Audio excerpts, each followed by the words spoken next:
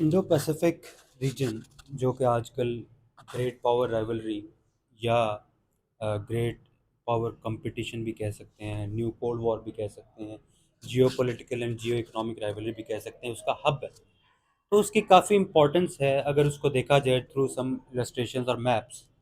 तो सबसे पहले अगर उसकी जियो इकोनॉमिक इम्पोर्टेंस या वो चीज़ जो मेजर पावर्स को या रीजनल पावर्स को इस रीजन की तरफ अट्रैक्ट करती है वो क्या है।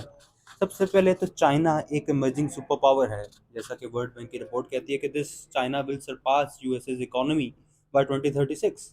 तो ये एक इसके एक मेजर सोर्स ऑफ पावर है कि it is going to overtake all the other powers.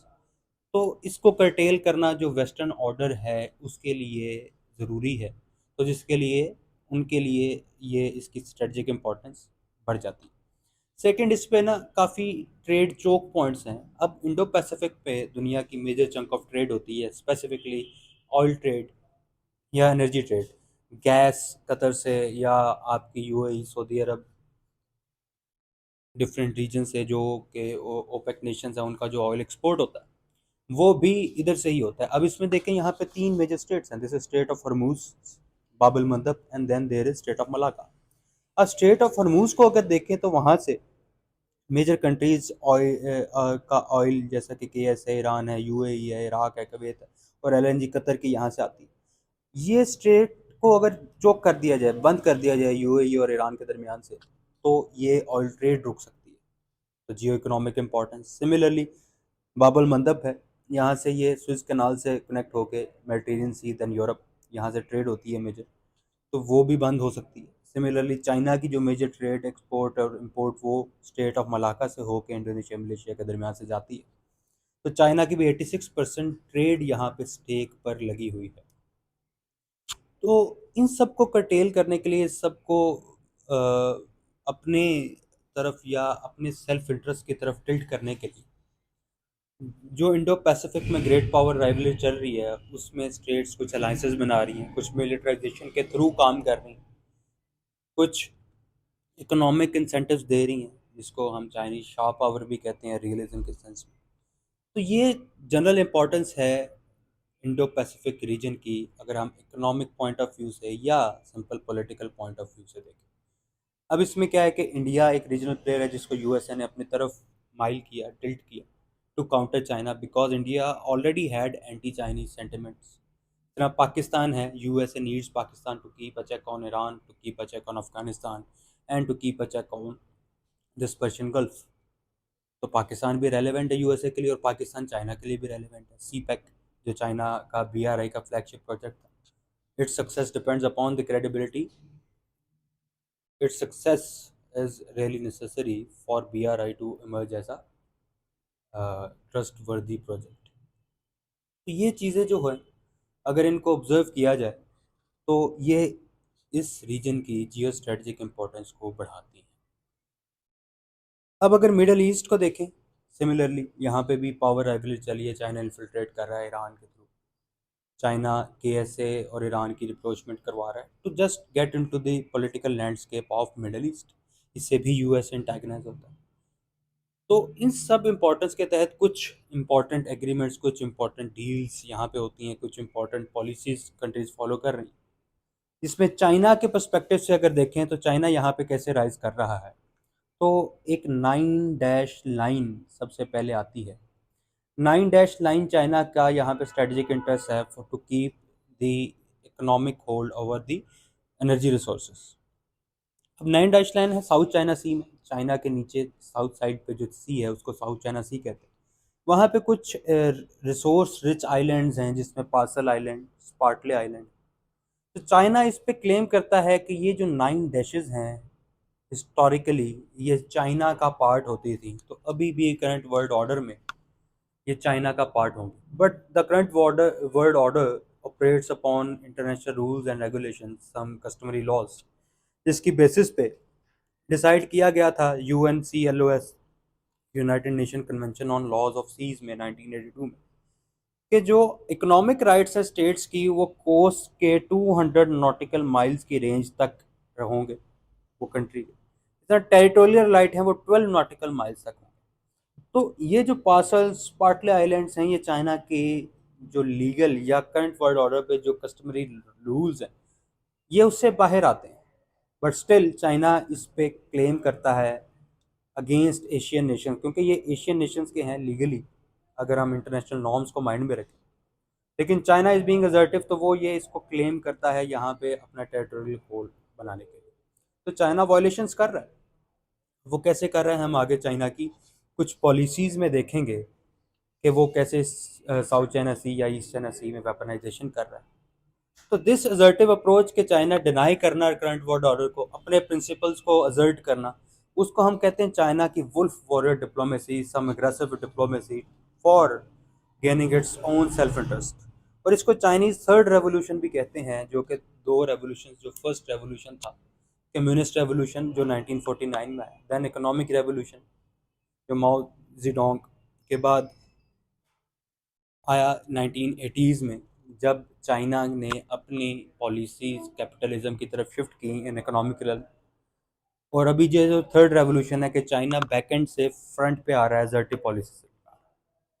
तो ये वायलेशंस हो रही हैं, चाइना के इंटरेस्ट हैं, इसके लिए चाइना ने क्या किया कि कुछ पॉलिसीज अप्लाई करना शुरू कर दी, जिसमें A2AD पॉलिसी आती है।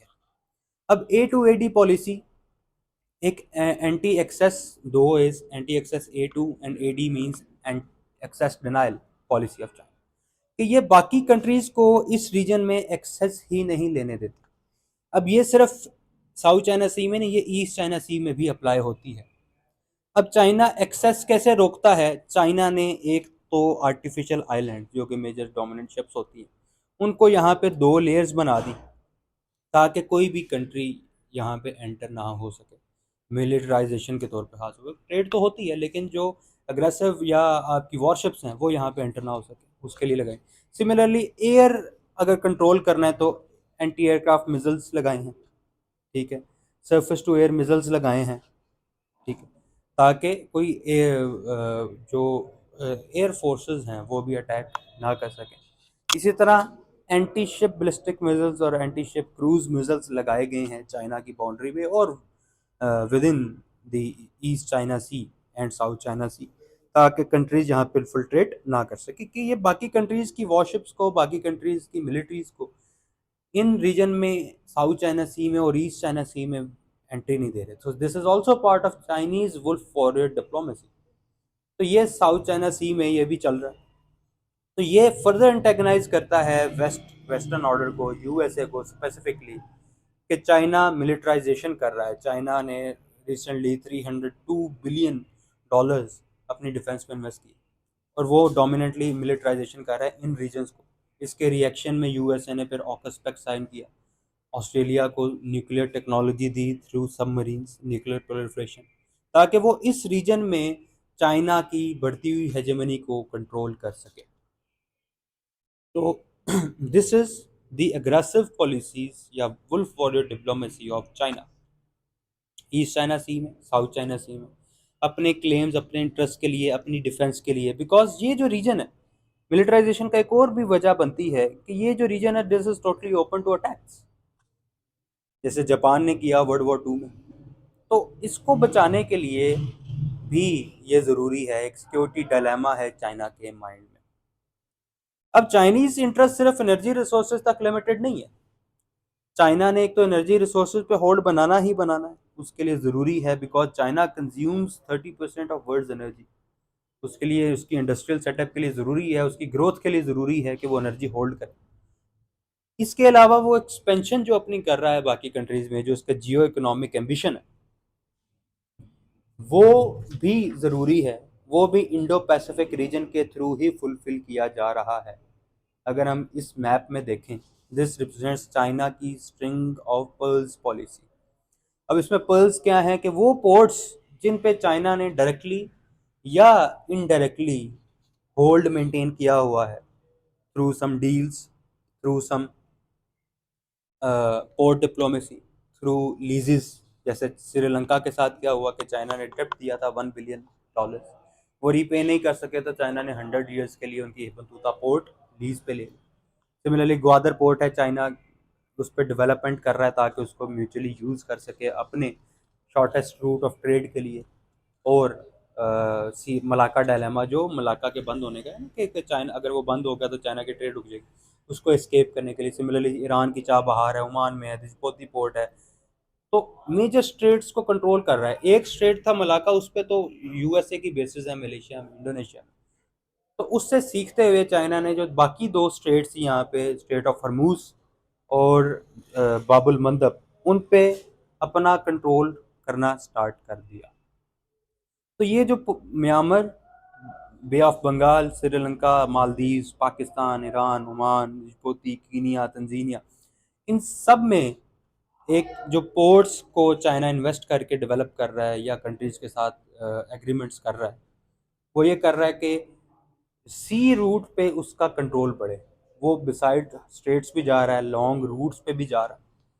और इससे तो एक तो इसके इकोनॉमिक कनेक्टिविटी की जो एम्बिशन है, इसको बीआरआई का सेकंड रूट भी कहते हैं, कि this is the water route of BRI, क्योंकि वो यूरोप तक जाना है। तो ये बेसिकली दो कॉन्टिनेंट्स को तो कनेक्ट कर रहा है। और ऊपर से जो ओल्ड सिल्क रूट है, वो लैंड रूट है यूरोप से कनेक्ट करने का, देन अफ्रीका। लेकिन ये जो रूट है, this is water route of BRI. तो ये दो चीज़ें हैं। तो ये बढ़ता हुआ कंट्रोल देख के भी यूएसए और उसके एलाइज एंटेगनाइज हो रहे हैं, वेस्टर्न ऑर्डर एंटेगनाइज हो रहा है। और स्पेसिफिकली अगर साउथ एशिया में देखें तो इंडिया एंटेगनाइज हो रहा है, क्योंकि India is standing against China. तो रीजनल कनेक्टिविटी बढ़ेगी, चीज़ें बढ़ेंगी, इकोनॉमिक एम्बिशंस हैं। तो ये भी इसकी इंपॉर्टेंस को बढ़ा रहा है इंडो पैसिफिक रीजन की। इंडो पैसिफिक इसलिए स्ट्रेटजिक हब है, जियोपॉलिटिकल पिवट है in this age of connectivity. अब नेक्स्ट देखें तो इसको काउंटर करने के लिए एक तो चाइनीज इंसर्कलमेंट पॉलिसी है, उसको बाद में देखेंगे। चाइना को इंसर्कल कर रहा है। इसी तरह की एक स्ट्रेटजी जो चाइना यूज कर रहा है, स्ट्रिंग ऑफ पर्ल्स की, एक इंडिया ने भी इसको काउंटर करने के लिए अपनी पॉलिसी स्टार्ट की, that is known as necklace of diamond strategy.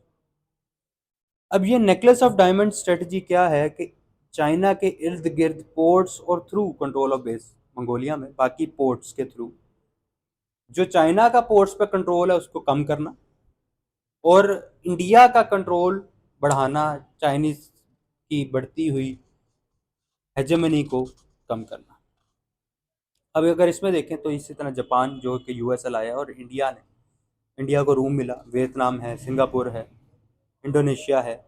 ये वो रीजन्स हैं जहाँ पे ऑलरेडी यूएस की बेसिस या यूएस की मिलिट्री प्रेजेंस थी। तो इंडिया ने उसी को यूज़ करते हुए चाइना को एक नेकलेस फॉर्म में इंसर्कल किया, that is known as necklace of diamond strategy. This is just to control Chinese elevating hold over the ports और the waters in Indo Pacific. तो ये चीज़ों को कंट्रोल करना भी ज़रूरी था।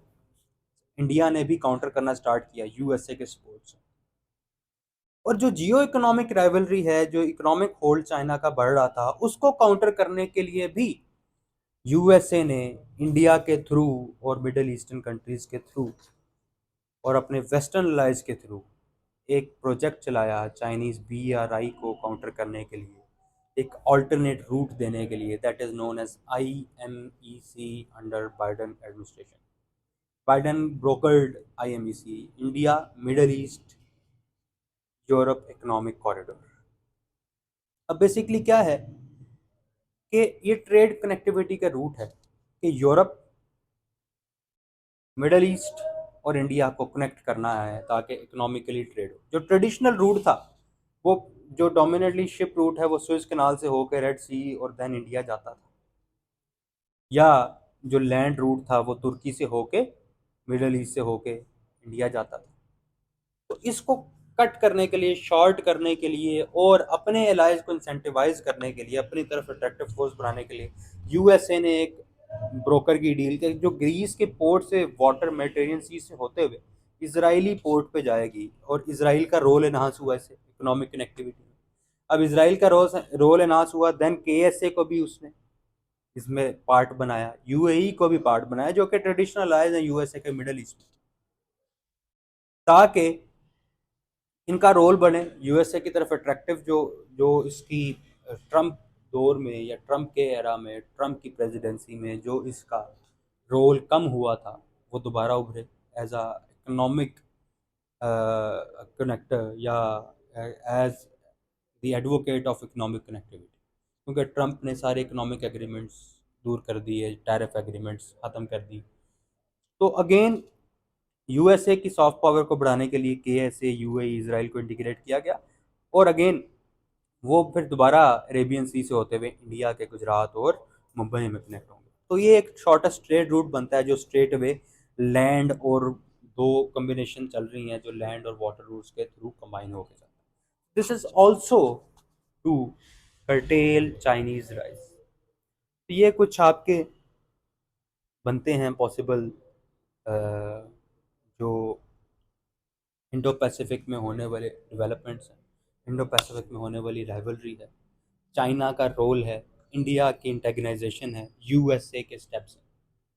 तो इन सब के वजह से इंडो पैसिफिक की इम्पोर्टेंस बढ़ती जा रही है, इंडो पैसिफिक में राइवलरी बढ़ती जा रही है, इंडो पैसिफिक में मिलिट्राइजेशन बढ़ती जा रही है, और इन सब को कंट्रोल करना भी ज़रूरी है ताकि जो डेवलपिंग स्टेट्स हैं उन पे आफ्टर शॉक्स ना आए जो ट्रेडिशनली हर वॉर पे आते हैं। तो जज़ाकल्लाह, होप सो इंडो पैसिफिक की मेजर चीज़ें अभी और भी काफ़ी चीज़ें हैं, चाइनीज़ इंसर्कलमेंट है, ऑकस पैक्ट है, वो भी डिटेल में डिस्कस होता है, लेकिन होप सो कि जितनी चीज़ें डिस्कस हुई वो समझ आई हों।